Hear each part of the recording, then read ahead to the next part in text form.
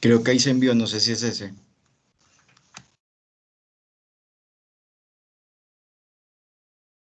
Sí, ya lo voy a pegar al otro grupo. Dale, hombre.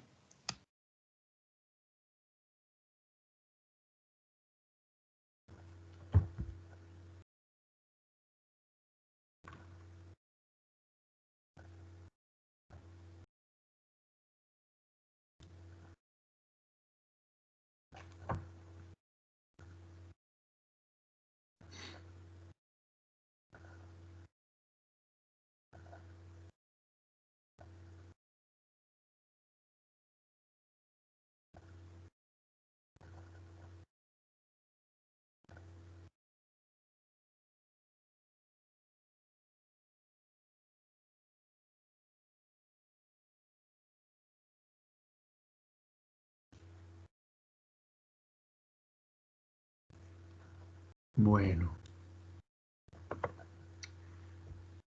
entonces para los que están conectando, muy buenas noches. Mi nombre es Brandon. Eh, Bienvenidos el día de hoy. Jesús Pérez nos va a dar una muy buena charla de síndrome nefrótico y de síndrome nefrítico. Unas cosas pues a considerar, una patología pues que, que muchas veces se confunden o a veces es difícil aterrizar pues las cosas que uno debe tener en cuenta a la hora de evaluar los pacientes en el día a día.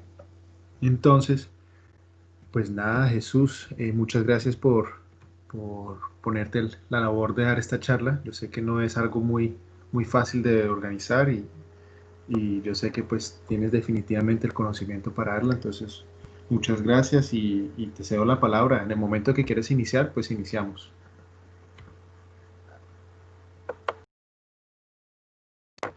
Jesús, no te escucho todavía. Tienes el micrófono en silenciado. Buenas noches, ¿cómo están? Soy Jesús, para los que no me conocen, estoy en sexto semestre y pues hoy les vengo a hablar de el síndrome nefrótico y nefrítico. Si quieren esperemos pues, un minuto más a ver quién más se conecta. Ya está llegando más gente.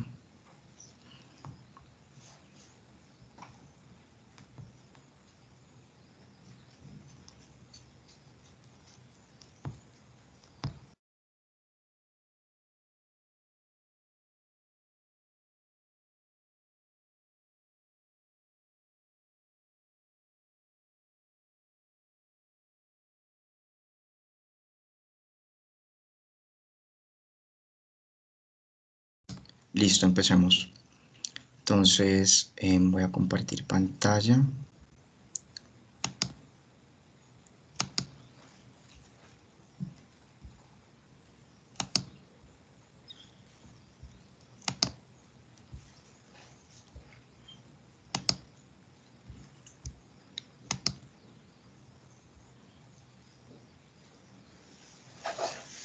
Listo. Entonces, pues antes que nada, el objetivo de esta charla es hablar sobre el síndrome nefrótico y nefrítico, como decía Brandon. Pues son síndromes que se pueden llegar a confundir y que pueden ser muy difíciles de diagnosticar en la clínica, pero lo importante acá es pues determinar estos síndromes para aplicarlos a las glomerulopatías pues más frecuentes en la práctica clínica.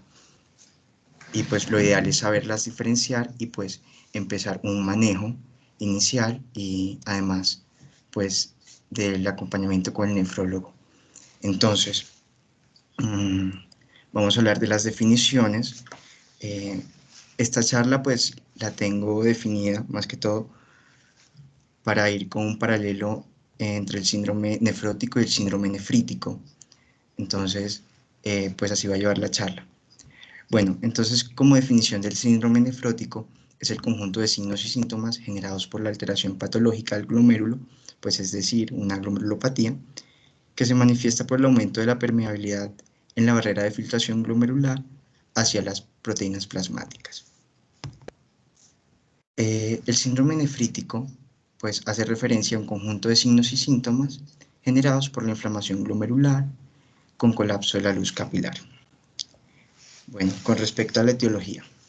Entonces, hay un listado enorme para las etiologías, pero pues acá están las más comunes. Y por ejemplo, acá en el síndrome nefrótico, pues tenemos las glomerulopatías primarias más frecuentes. Entre esas, la nefropatía membranosa, más frecuente en adultos, ancianos, la enfermedad de cambios mínimos, más frecuente en niños, la glomerulosclerosis focal y segmentaria, la glomerulonefritis membranoproliferativa.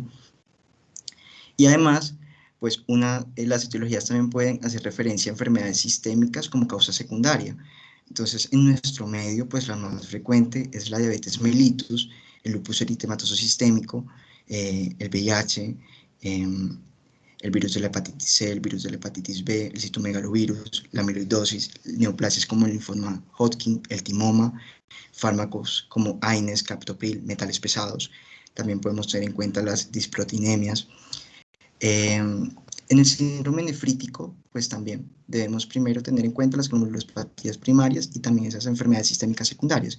Entre las glomerulopatías primarias, pues tenemos las glomerulonefritis postestreptocócica o infecciosa, que es una de las más comunes en los niños, pues más que todo la postestreptocócica, y pues en adultos, más que todo pues por infecciones como fiebre reumática podemos tener.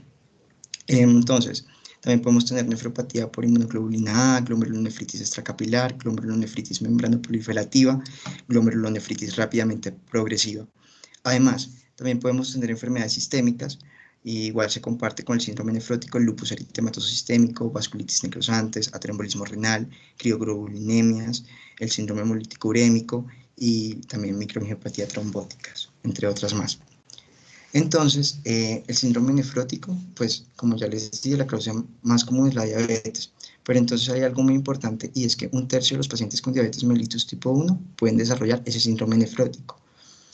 Además, pues también hay que tener en cuenta que la falla renal en la glomerulonefritis también puede resultar de complicaciones no glomerulares, como necrosis tubular aguda, pues resultante de una hipoperfusión, o también por drogas o radiocontraste. Y pues también por hipertensión maligna. Listo. Entonces, con respecto a la epidemiología, pues hay ciertos datos limitados con respecto a esta parte, pero pues podemos tener en cuenta que la incidencia del síndrome nefrótico varía entre 1 a 2 casos por 100.000 habitantes menores de 18 años, siendo mayor en poblaciones asiáticas y afroamericanas. Es más prevalente en niños de 2 a 10 años. Las alteraciones histológicas pues, más frecuentes, como les dije, las de cambios mínimos, y la glomerulosclerosis focal y segmentaria pues, es más frecuente en niños. Y en el adulto prevalece la nefropatía membranosa. Como tal, pues el síndrome nefrótico pues, es más frecuente en hombres que en mujeres. El síndrome nefrítico, pues la causa más frecuente es la glomerulonefritis postestreptocócica, ¿sí? Y pues tiene una mayor incidencia pues en países en vías de desarrollo, pues debido a que es una causa infecciosa. El riesgo de padecer esta pues es mayor en los niños entre 5 y 12 años, y pues en adultos mayores también. En los países industrializados pues la incidencia ha venido disminuyendo pues de 2 a 4 por 100.000 habitantes. Bueno, entonces ahora hablemos de la fisiopatología y vamos a tener en cuenta primero el síndrome nefrótico. Entonces acá tenemos la barrera de filtración glomerular. Para recordarles, acá tenemos pues el endotelio fenestrado, la membrana basal y los podocitos con sus pedicelios que forman esa hendidura diafragmática.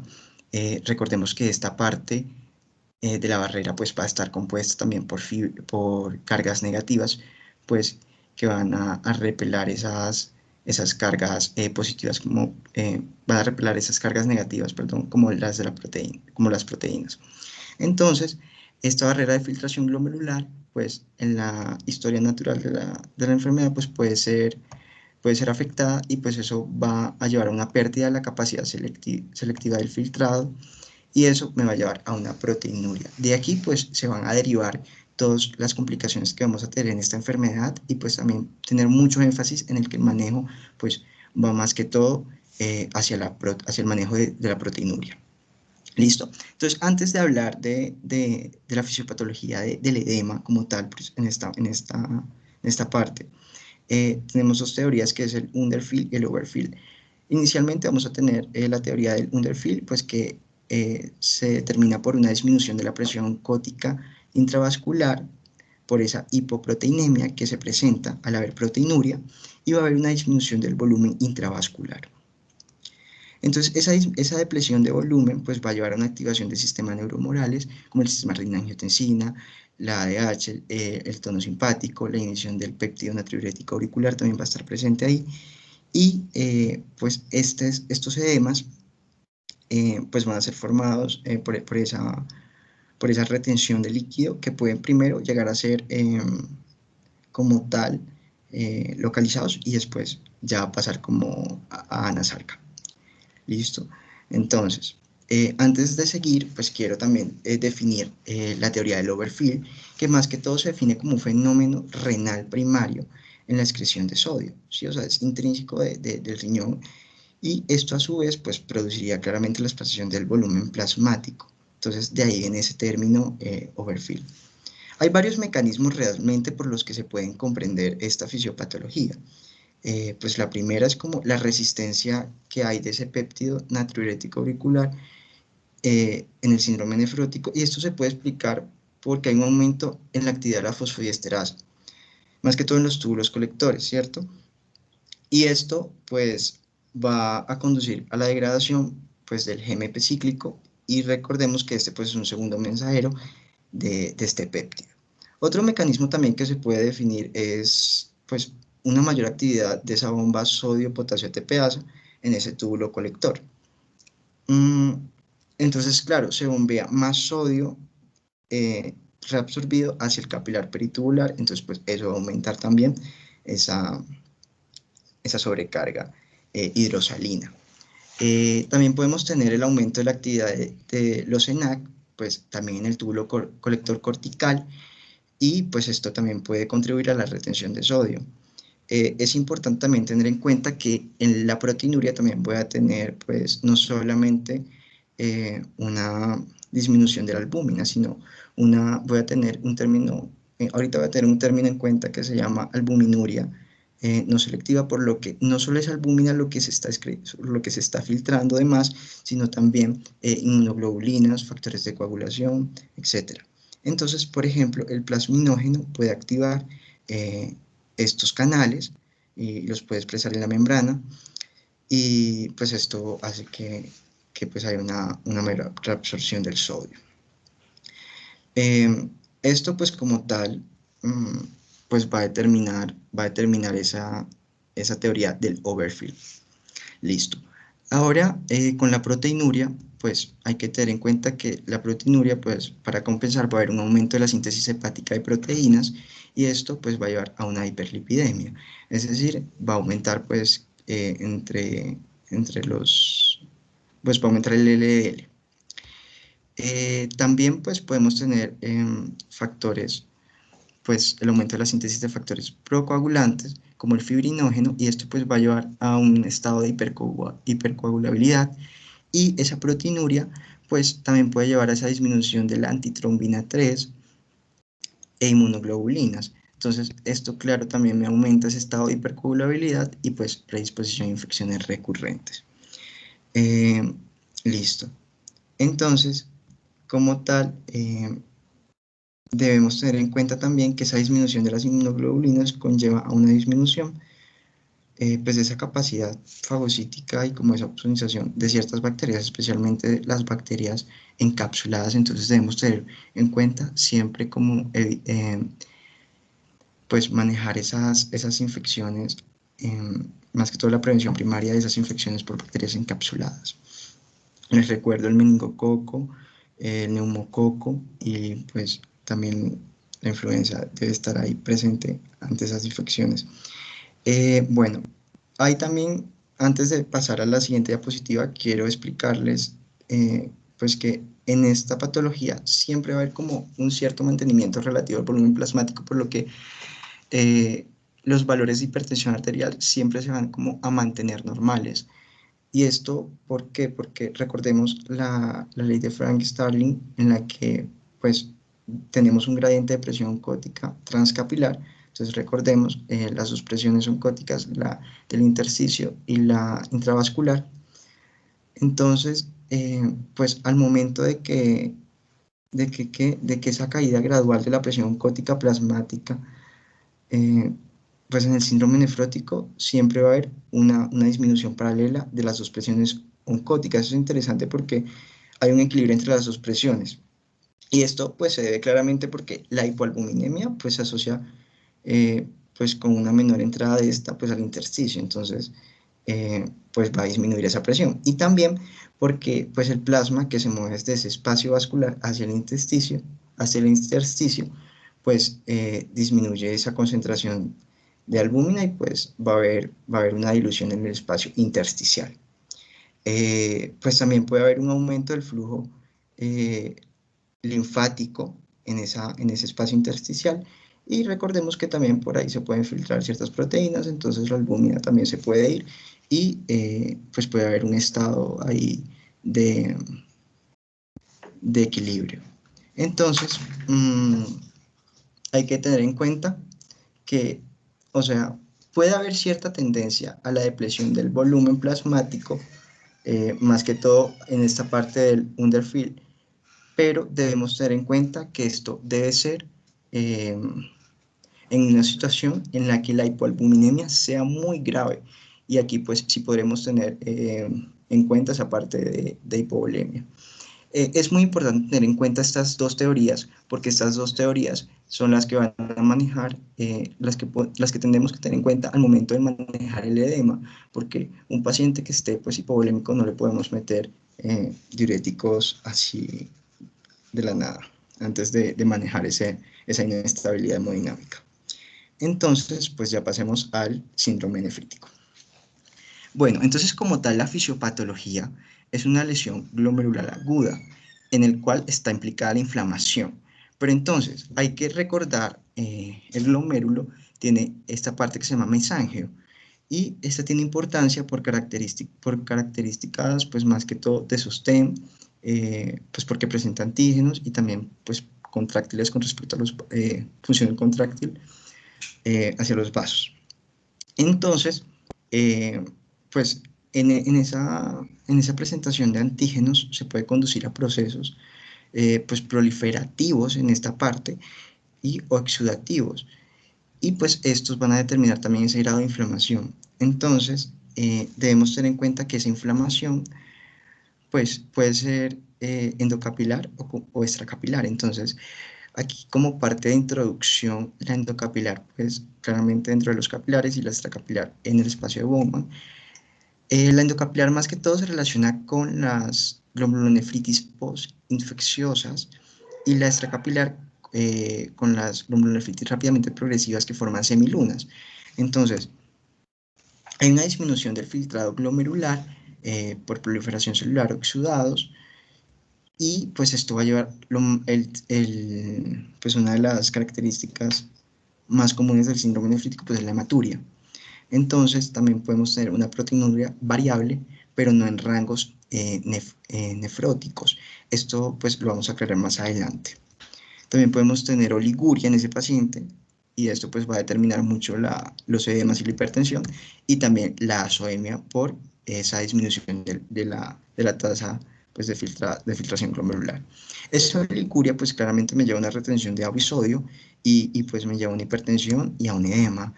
La hipertensión claramente pues puede ser en cierto grado moderada, pero muchas veces en pacientes pues que están muy enfermitos puede llevar a una hipertensión muy abrupta y pues puede llevar a encefalopatía hipertensiva, incluso pacientes con antecedente de enfermedad cardiovascular puede llevar a insuficiencia cardíaca congestiva. Entonces también puede ser una de esas primeras manifestaciones del edema pulmonar agudo y por eso pues, como les dije desde un principio, estos síndromes pues a veces es difícil de diferenciar, pero por eso debemos tener claro su fisiopatología y sus criterios. Entonces ahora hablemos de las características clínicas. Entonces, esto era a lo que me refería ahorita con respecto a la proteinuria en rangos nefróticos. Y es que, pues, en el síndrome nefrótico vamos a tener siempre estas diferencias con respecto al nefrítico, y es proteinuria, pues que es mayor a proteinuria en 24 horas, que es mayor de 3 a 3.5 gramos. Y también, pues, algo muy importante con respecto a la toma pues, de este paraclínico, y es que tiende a ser muy tedioso tomar orina en 24 horas, y usualmente el que lo toma es el paciente, y muchas veces no se toma bien. Entonces, por eso requerimos hacer el cociente entre proteína y creatinina en orina en una muestra matutina. Entonces, usualmente esta pues se va a determinar con la orina 24 horas. O sea, va a tener cierta relación, va a guardar cierta relación cuando la proteinuria es mayor de 3 a 3.5 gramos. Si la proteinuria está, por ejemplo, en 2 gramos por día, la relación con este índice va a ser muy variable. Entonces, la sensibilidad va a disminuir, y entonces por eso es importante, eh, pues siempre como tener los dos en cuenta. Pero igual esta proteína creatinina en orina pues va a ser muy útil, porque pues por encima de 3 a 3.5 miligramos, eh, proteína creatinina pues va a ser indicador de que estamos en una proteinuria en rangos nefróticos. También vamos a tener la hipoalbuminemia, pues que se define como menor a 2.5 a 3 gramos por decilitro. También el paciente pues va a tener manifestaciones de edema y de hiperlipidemia, como lo vimos en la fisiopatología. Pues que se define como un colesterol total mayor a 350 miligramos por decilitro. Igual también debemos tener en cuenta la estratificación de riesgo del paciente, y definir también el colesterol el LDL del paciente. Bueno, con respecto al síndrome nefrítico, pues vemos que realmente hay una lesión renal aguda, y pues va a haber una oliguria, y tener en cuenta que la lesión renal aguda en el síndrome nefrítico pues es muy propio de este síndrome, antes que el síndrome nefrótico. Eso también es otra cosa que debemos tener en cuenta para diferenciarlos. Y es también la oliguria. Entonces la oliguria pues se define como menor de 500 mililitros en 24 horas, y claramente pues hay un deterioro de la función renal. También debemos tener en cuenta la proteinuria, que es menor a 3.5 gramos por 24 horas. La hematuria microscópica y macroscópica, pues que es uno de los hallazgos más frecuentes y por los cuales consulta también el paciente, además pues de ese deterioro de la función renal.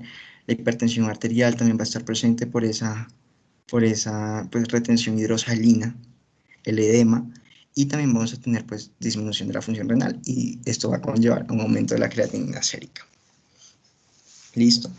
Entonces, pues hay que tener en cuenta también que pues el edema es una de las primeras manifestaciones del síndrome nefrótico, y ojo, porque no se puede confundir, se suele confundir con insuficiencia cardíaca en pacientes mayores de 65 años. Entonces hay que tener en cuenta también esos dos diagnósticos del síndrome nefrótico y la insuficiencia cardíaca, más que todo en los pacientes mayores.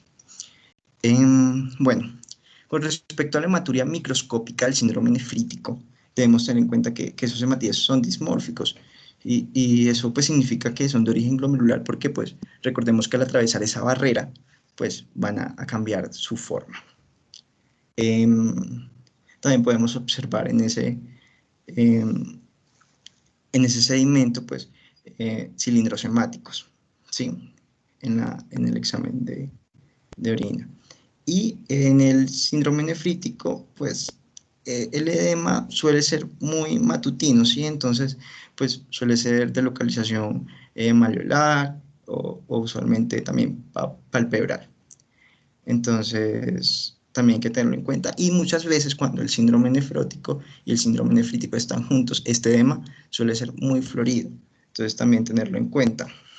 Además, hay que tener en cuenta que muchas veces la disminución de la función renal, pues no necesariamente implica mal pronóstico. Entonces, pues acá hay varias imágenes en las cuales pues podemos manifestar esas características clínicas del paciente con síndrome nefrótico y nefrítico. Entonces, por ejemplo, vemos acá esa fascia embotada que tiene la paciente, y es por esa misma, pues por ese mismo edema palpebral que podemos ver, y el edema en toda la cara. Además también podemos ver el edema pues generalizado que deja fobia. Podemos ver también manifestaciones de santelasmas, más que todo acá en la parte palpebral y también pues en extremidades. Eh, y también podemos ver eh, pues usualmente embolia pulmonar, trombosis venosa profunda, porque estos pacientes pues como tienen una predisposición a la hipercoagulabilidad, entonces también tenerlo en cuenta. También podemos ver pues infecciones recurrentes por ejemplo el neumococo, que vemos pues una neumonía. Y también pues podemos ver el signo de Muerque, que son esas líneas blanquecinas que ustedes ven acá, y pues están en el cuerpo unguial.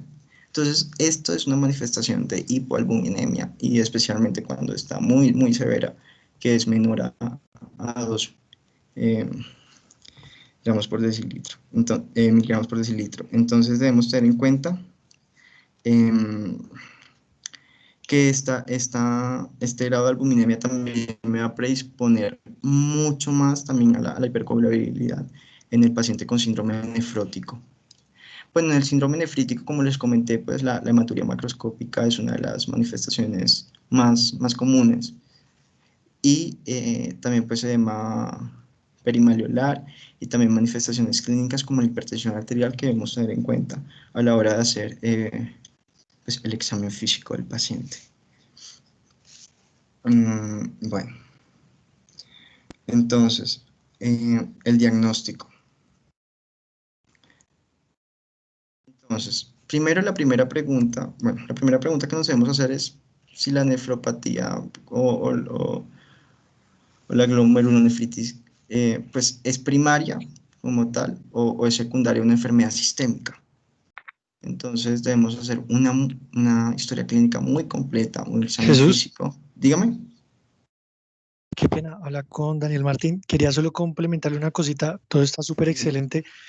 Cuando usted está dime. hablando de la proteinuria, eh, la, Ujú, la proteinuria ujú. 24 horas es importante en el sentido de que dependiendo de los valores que le den, le puede ¿Cómo orientar si la vuelves a etiología. repetirme, por favor? ¿Me escucha? ¿Puedes repetirme, por favor? Sí, sí, ¿Me claro, escucha ya te ahí? escucho. La Sí, sí, proteinuria en sí te 24 escucho. horas tiene esos problemas que usted nombraba, así tal cual como usted lo dice, pero brinda algunas ayudas Ujú. adicionales, como lo es que le ayudan a orientar si es glomerular o tubular la proteinuria, ¿sí? Cuando hablamos de una Sí. proteinuria glomerular, hablamos usualmente por encima de 3000, ¿sí?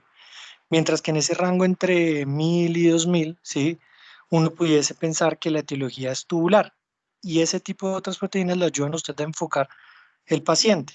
Ahora, la segunda cosa que quería comentarle, de pronto más adelante seguramente lo hice, porque está muy completa su charla, la creatinina claramente se falsea por muchísimas cosas, pero sí puede llegar sí tiene una importancia en el sentido de que el valor de la creatinina le puede establecer una indicación más adelante para, digamos, las, eh, en las glomerulopatía membranosa, determinar si usted va a hacer una terapia de inducción, digamos, con ciclofosfamida.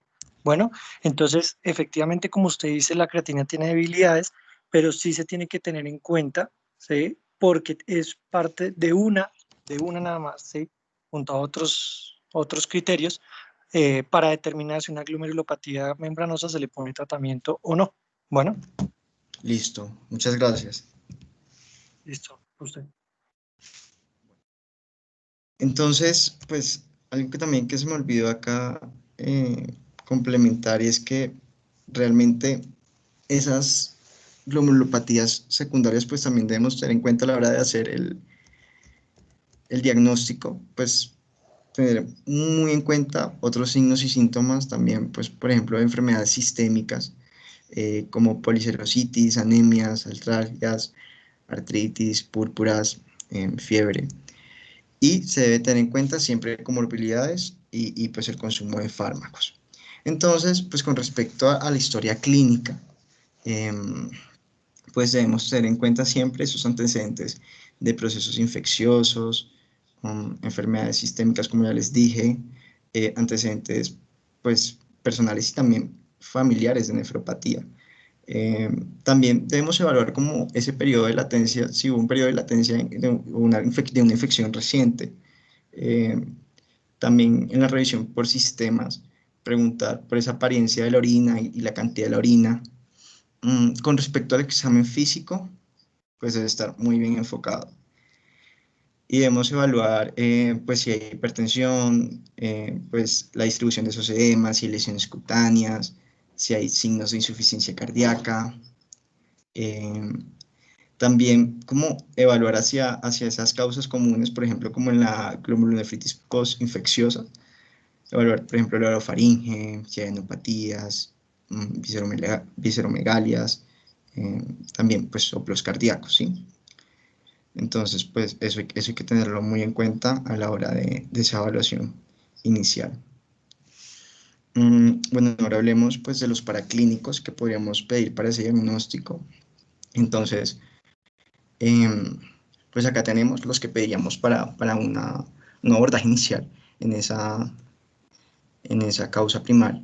Entonces, pues acá tenemos la prueba de función renal, pues la depuración de creatinina y la proteinuria en 24 horas, que como Daniel ya lo dijo, pues tiene muchas implicaciones en el tratamiento y también en el origen de ciertas, eh, pues, pues sí, dependiendo de la función que tenga o afectación que tenga más bien cada patología. Esa depuración de creatinina también la podemos evaluar ahí. Y pues ese cociente de creatinina y proteinuria, pues en una prueba de orina, ciertamente sí es limitada, como decía Daniel, es cierto, en pacientes, por ejemplo, que realicen ejercicio de alta intensidad o que tengan pérdida o ganancia de peso, es muy importante evaluarlo. Entonces, pues, como les decía ahorita, pues esa, esa como desproporción que hay entre la proteinuria en 24 horas y ese cociente. Y hay algo muy importante es que este cociente pues no ha sido como probado todavía, no hay estudios de que lo determinen para cierta monitorización pues de la proteinuria durante la práctica clínica, porque se supone pues que esta va a ir disminuyendo y, pues como les dije, se mantiene en cierta especificidad en rangos eh, y sensibilidad en rangos nefróticos. Entonces, pues también es importante esas pruebas de función renal. ¿Por qué? Porque pues eso determina como tal el tratamiento, así como lo decía Daniel, pues también evaluar esa parte de la proteinuria. Y pues es muy importante determinar siempre la función renal y los electrolitos antes de empezar el tratamiento. Entonces, como les decía en el sedimento urinario, pues ya les mencioné los del síndrome nefrítico, pero pues por ejemplo en el síndrome nefrótico podemos ver cuerpos grasos ovalados o cilindros hialinos también que suelen ser normales en ciertas condiciones. Entonces también puedes pedir un cuadro hemático para pues, evaluar anemia y trombocitopenia, por ejemplo en el síndrome hemolítico urémico. Eh, por ejemplo el LES, que se relaciona con linfopenia, o ciertas leucocitosis también que me orienten hacia un proceso infeccioso, ¿cierto? Por ejemplo, en el síndrome nefrótico, pues también puede haber disminución de ese hematocrito y hemoglobina. Entonces, también debemos evaluar esa albúmina. ¿Por qué? Pues porque esto me va como a valorar esa repercusión que ha tenido pues la proteinuria, ¿cierto? También debemos tener en cuenta, por ejemplo, el perfil hepático, pues por ejemplo, para determinar causas más bien ya hacia enfermedades pues, secundarias, por ejemplo, por virus hepatotropos. Y pues hablando ya de esa biopsia, entonces la podemos pedir siempre cuando pues, los datos clínicos nos indiquen enfermedad específica o en presencia de insuficiencia renal rápidamente progresiva. Y pues también tener en cuenta que esto me va a hacer el diagnóstico primario y también me va a determinar el patrón morfológico pues, de la glomerulopatía. La biopsia también se puede pedir pues cuando hay niveles bajos en las proteínas de complemento, eh, pues en sospecha de LES o crioglobulinemia. Entonces es muy importante. También podemos ver que aquí está el LDH y pues se usa para ver posibles orígenes de anemias hemolíticas o lesiones isquémicas secundarias a tromboembolismo renal, como dije en las causas. Bueno, eso como el primer manejo que le podríamos hacer con respecto a las pruebas iniciales, el primer abordaje. Entonces, ya aquí pues hay como ciertos paraclínicos que podemos pedir en ciertas patologías sistémicas secundarias. Entonces, por ejemplo, podemos pedir en el síndrome nefrítico el frotis de sangre periférica, pues para ver esquistocitos, por ejemplo, en anemia hemolítica, o también ciertos parásitos. Bueno, también podríamos pedir en el síndrome nefrótico la hemoglobina glucosilada. Pues recordemos que, por ejemplo, puede estar presente la diabetes mellitus, prueba de VIH, como les dije, también el perfil hepático para evaluar virus hepatotropos.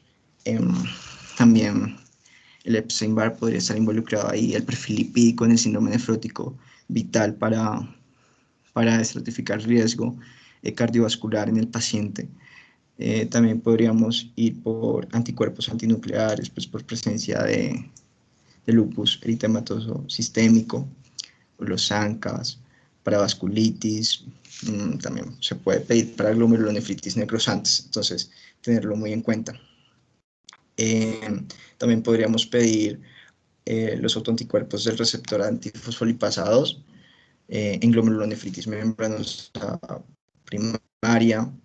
También podemos pedir, por ejemplo, la antiestreptolicina O, porque pues me indica infección reciente o en curso. Y pues recordemos que estos títulos pues se elevan muchísimo una semana después y sube demasiado durante las 3 o 4 semanas para después disminuir.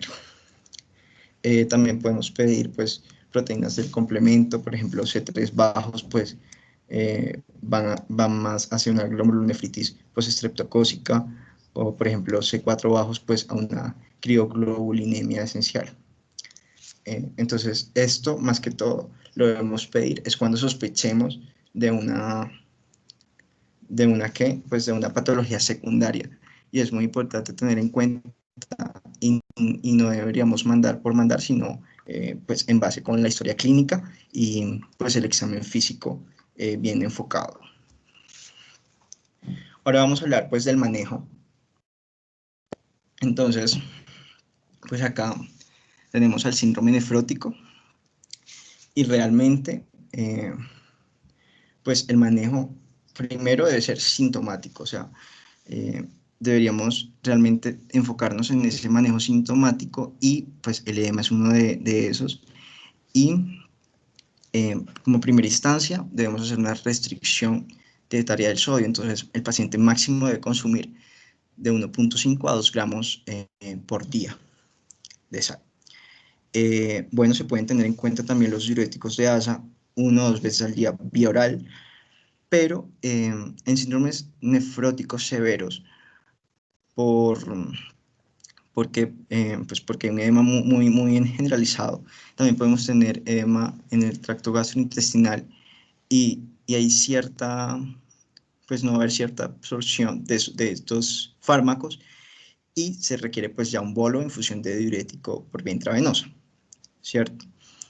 Entonces también podemos usar diuréticos tiacídicos, pues siempre y cuando pues los edemas sean leves, se usa más que todo ahí, y cuando la tasa de filtración glomerular pues es mayor a 30. Aquí hay algo muy importante y es el riesgo de hipovolemia, más que todo en los pacientes con adulto mayor, en el adulto mayor, los pacientes con hipertensión o con diabetes mellitus. Entonces siempre hay que evitar esa depresión de volumen, pues porque eso me puede llevar a que pues a una falla renal aguda fácilmente. Pues hay que tener muy en cuenta lo que les decía al principio del Underfield, de la teoría, porque esto puede conducir a un empeoramiento de la hipovolemia. Y pues esto se puede ver clínicamente evidenciado por una elevación de la creatinina sérica. Entonces, con respecto a la otra teoría, la del Overfield, pues claramente podemos empezar acá en el tratamiento con amilorida. Pues recuerden que desde un principio les conté de los CENAC, entonces ahí podríamos bloquear cierta parte y también pues podríamos usar estos diuréticos en pacientes que tienen hipocalemia. Entonces desde un principio por eso les dije cómo evaluar la tasa de filtración glomerular y evaluar electrolitos, porque pues esto me va a determinar también mucho el tratamiento. Entonces, en este caso, en la teoría del Overfield, pues podríamos empezar con dosis de amilorida de 5 miligramos pues, por vía oral, acompañados siempre con un diurético de asa, por ejemplo, bumetanida, pues 1 miligramo por vía oral 2 veces al día. Y eso es muy importante. ¿Por qué con uno de asa? Porque recuerden que vamos a hacer el efecto va a estar pues en el túbulo colector y pues como la clave ahí es la retención de sodio que el paciente está teniendo. Entonces, en el túbulo colector pues solamente va a haber una reabsorción de sodio del 4%. Entonces, por eso es importante acompañarlo siempre con un diurético de asa. Bueno, muchas veces podemos tener también resistencia a diuréticos, pues a pesar de que hay una tasa de filtración glomerular normal, pero recordemos que estos pacientes pues tienen hipoproteinemia, entonces, más que todo hipoalbuminemia, entonces pues los diuréticos de asa se pueden, pues, tienen una alta unión a proteínas y pues esto puede disminuir su eficacia. Entonces en estos casos podríamos, por ejemplo, pues aumentar la dosis del diurético de asa, agregar también un diurético tiacídico o también metolazona y muchas veces podría combinarse con infusión de albúmina, aunque esto está algo con cierta controversia porque pues esto podría exacerbar ciertos cuadros de hipertensión que incluso podría tener el paciente con síndrome nefrótico y además pues la infusión de albúmina como tal pues no va a mejorar del todo la hipoalbuminemia. Entonces, para tener en cuenta. Bueno, y también tener en cuenta que, por ejemplo, la natriuresis en la fase de recuperación del síndrome nefrótico comienza cuando la proteinuria desaparece totalmente, pero pues antes de que la albúmina sérica vuelva a cierta normalidad. Entonces, la proteinuria. El manejo de la proteinuria, pues la reducción de la proteinuria como tal es clave. Esto, pues, va a reflejar el control de la enfermedad primaria, va a disminuir esa hipertensión glomerular que tenemos y pues va a reducir ese daño a nivel de la membrana. Entonces acá hacemos manejo especialmente con IECAS, también con ARA2. Y es importante porque los IECAS pueden disminuir del 40 al 50% la proteinuria, particularmente pues si se acompaña de restricción de sal. Se recomienda también la adecuada ingesta de proteínas, de 0.8 a 1 gramo por kilogramo día, pues con una ingesta adecuada de carbohidratos para maximizar la utilización de proteínas y que estas no vayan hacia la parte energética. También es importante llevar la proteinuria a rangos no nefróticos. Puede llevar, pues, además también estas proteínas se pueden llevar a elevación de proteínas plasmáticas, pues especialmente la albúmina, y pues claramente esto va a determinar una mejoría de los síntomas. Podemos también determinar una completa remisión de la enfermedad cuando hay una desaparición de la proteinuria y pues cuando está menor a 3 gramos por día. Aquí hay un error. Entonces, con respecto a la anticoagulación, pues, como les dije, hay un mayor riesgo de trombosis cuando las proteínas, pues, están menor a 2.5 gramos por decilitro. Entonces, es importante tener siempre una anticoagulación profiláctica en pacientes con alto riesgo. Solamente en estos pacientes. ¿Y cuáles son esos pacientes de alto riesgo? Recordemos que, por ejemplo, esta enfermedad puede llevar a edemas, a obesidad, y incluso no obesidad, sino aumento de ese peso que cuando hay una retención hidrosalina pues de líquidos mayor a 4 litros, pues se va a ver ese evidenciado en el aumento de peso y no como tal de un edema. Entonces también podemos tener admisiones por enfermedades recurrentes en el ámbito hospitalario, también por cirugías. Entonces estos pacientes realmente requieren anticoagulación profiláctica. Debemos también tener anticoagulación plena en esos pacientes con antecedente de trombosis venosa, embolismo pulmonar, ¿sí? Y algo muy importante es que, por ejemplo, con las heparinas de bajo peso, de bajo peso molecular, pues realmente hay que aumentar esa dosis. ¿Por qué? Porque recordemos pues que esta depende de la antitrombina 3 y pues esta puede estar disminuida en el síndrome nefrótico. Como tal, también podemos hacer anticoagulación plena en los pacientes que tengan esa albuminuria menor de 2 a 2.5 gramos por decilitro. Como les dije, pues ya hay un mayor riesgo, pero además que tenga otro factor predisponente, como cuál, como por ejemplo una proteinuria mayor a 10 gramos por día, y pues un IMC mayor a 35 kilogramos por metro cuadrado. También que el paciente tenga historia familiar de tromboembolismo, pues con predisposición genética, o que tenga una clase funcional incluso de 3 a 4, que tenga cirugía abdominal, o que tenga una inmovilización prolongada o cirugía ortopédica reciente. Entonces, esto más que todo hay que tenerlo en cuenta porque pues debemos anticoagular. Además, pues también tener en cuenta esas contraindicaciones de la anticoagulación que, pues, a decir verdad, por ejemplo, debemos hacer ese balance entre el riesgo y beneficio. Por ejemplo, están contraindicaciones como retinopatía hemorrágica en los pacientes con hipertensión, hemorragia intracraneal, procesos hemorrágicos, diátesis hemorrágicas, en fin. Bueno, ahora para el manejo de la dislipidemia, pues debemos estratificar siempre el riesgo cardiovascular y las comorbilidades, y pues recordar que tanto la proteinuria y la dislipidemia pues puede progresar en enfermedad renal crónica, y siempre es importante pues estratificarlo, y pues ya el manejo dependerá de esa estratificación y de esas condiciones que tenga el paciente. Pues usualmente se hace con estatinas, fibratos, y además debemos acompañarlos con estilo de vida saludables para disminuir la progresión pues, de esas comorbilidades. Bueno, con respecto al riesgo de infecciones, siempre se requiere el alto grado de vigilancia clínica de infecciones en pacientes con síndrome nefrótico, pues porque debemos hacer esa prevención primaria, y además tener presente las vacunas ante esas bacterias encapsuladas, como les dije desde un principio. Entonces, podemos tener en cuenta la vacuna neumocócica conjugada heptavalente o la polisacárida, también pues contra influenza. Entonces, bueno, ya para el manejo del síndrome nefrótico, el objetivo siempre va a ser tratar las complicaciones relacionadas con la disminución en la tasa de filtración glomerular.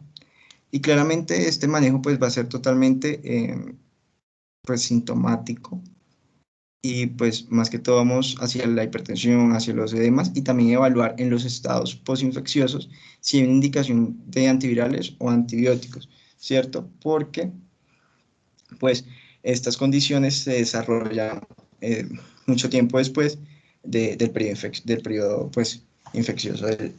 Y entonces también debemos tener en cuenta que aquí también pues usamos IECAS y ARA2, además pues de diuréticos.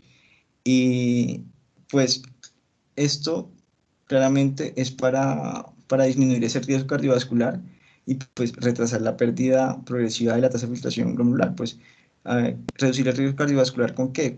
Pues con respecto a los objetivos del control de la hipertensión.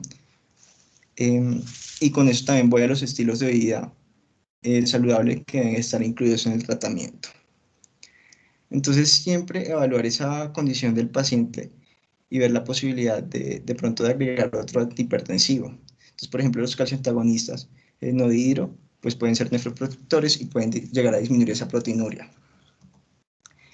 Eh, siempre, siempre tener en cuenta que el paciente puede presentar otras patologías de base y debemos también tratarlas. Bueno, entonces, los puntos claves para esta charla es que realmente, pues se me olvidó mencionarlo, pero pues acá están.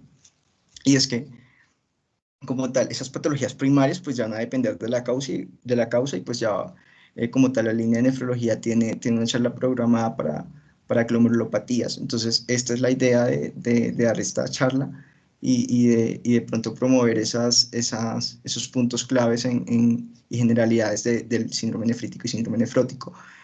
Y pues estas patologías primarias pues ya van a tener un manejo más con glucocorticoides, inmunomoduladores, y también en estos pacientes debemos evaluar ese riesgo-beneficio con los inmunosupresores, porque pues muchas veces es mayor el riesgo. Entonces, para finalizar, pues la eficacia del tratamiento pues debe mostrar que se ha prevenido la enfermedad renal terminal y que la mortalidad pues se ha reducido. El tratamiento de las complicaciones de la enfermedad glomerular puede llegar a disminuir o prevenir el tratamiento con inmunosupresores, pues los cuales tienen potenciales pues, efectos adversos, como ya lo mencioné. Y realmente la base del tratamiento es diurético, Mazarados y ECA, y hay que tenerlo muy presente. Y también pues otra de los como esos puntos claves que quiero que se lleven es esta diapositiva que está acá arriba, y que son las diferencias que debemos tener en cuenta para del síndrome nefrítico y síndrome nefrótico. Evaluar siempre la proteinuria y la hematuria del síndrome, la proteinuria del síndrome nefrótico, la hematuria del síndrome nefrítico, y pues el EMAS que puede estar compartido entre los dos, y esos criterios que pues van a ayudar mucho al diagnóstico y que como médicos generales debemos tener muy en cuenta. Entonces pues acá al final hay pues dos referencias que pueden ser de mucha ayuda. Y pues eso es todo. Muchas gracias. ¿Dudas, preguntas o inquietudes acerca del tema?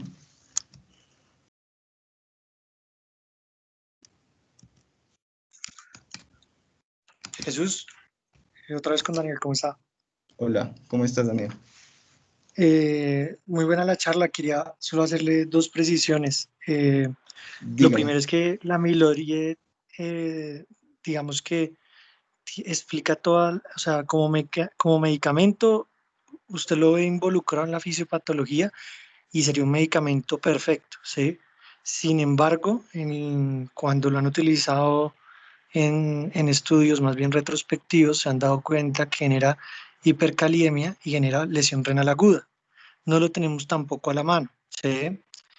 Si usted se da cuenta, la última revisión de las clínicas norteamericana 2017, ¿sí? Y CADIGO, usted no ve ninguna de las recomendaciones la miloride, ¿sí? Todavía, a pesar de que, como usted muy bien lo dijo, el riesgo de resistencia por todos los factores de distribución, por toda la parte de la hipoalbuminemia, con la furosemida, todavía se utiliza la furosemida, que se necesitan dosis muy altas y que pueden generar toxicidad, pues eso sí es cierto, ¿sí? Pero todavía el medicamento que se usa cuando hay un síndrome hematoso en un síndrome nefrótico es la furosemida, por ese aspecto que le comento de los efectos adversos, y aún no hay un estudio aleatorizado, controlado, ni de pronto un metaanálisis cogiendo todos los estudios retrospectivos que sustenten el uso de la miloride. Lo otro que quería comentarle es, eh, pues, recalcar esa parte que usted dijo muy bien de la anticoagulación en el síndrome nefrótico. Esos estudios que usted mostró ahí, eso solo aplica para membranosa, bueno, o sea, síndrome nefrótico y adentro la glomerulopatía membranosa, que tenga proteinuria mayor a 10 gramos y la hipoalbuminemia, teniendo en cuenta, además de eso, o sea, que sea membranosa, que tenga esos dos criterios, además tener en cuenta, como usted muy bien lo dijo, riesgo-beneficio, porque si usted tiene un paciente de 80 años frágil, trombocitopénico, pues seguramente anticoagular en ese paciente también va a ser un riesgo, porque así como usted dijo, se pierde proteína C, proteína S, también se pierden factores de la coagulación. Entonces, también hay un aumento en el riesgo de sangrado, ¿sí? Obviamente, en el estado que usted comenta, es más el riesgo de trombosis, pero inclusive en las últimas revisiones, si no estoy mal, es una revisión 2018, lo que plantean es que están comenzando a evaluar si con las escalas que utilizan para FA, para estimar el riesgo de sangrado, podemos extrapolar alguna de esas al síndrome nefrótico, glomerulopatía membranosa, para nosotros tener cuantitativamente riesgo-beneficio a qué pacientes realmente se van a beneficiar con el anticoagulante. De resto, qué excelente charla y muchas gracias por enseñarnos. Gracias, doctor. Sí, Jesús, excelente charla y lo que dice el doctor Martín. O sea, yo también quería pues preguntar sobre pues, esa anticoagulación o bueno, por lo menos la profilaxis y creo que ya con saber que pues todo sigue individualizado, igual como todo que hay que hacer en la medicina, pues ya se sabe, muchachos. Entonces nada, felicitarlo Jesús, muy buena revisión, muy completa y concreta y aterrizada a lo que debemos saber. No sé si alguien más tiene alguna pregunta.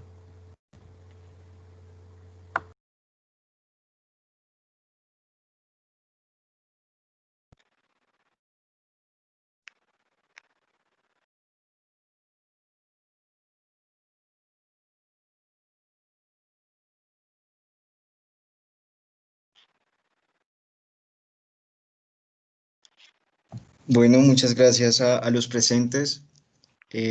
Espero pues se hayan quedado con algo nuevo y realmente pues están bienvenidos también al grupo de nefrología. En serio, muchas gracias. Gracias, Jesús. Gracias Jesús.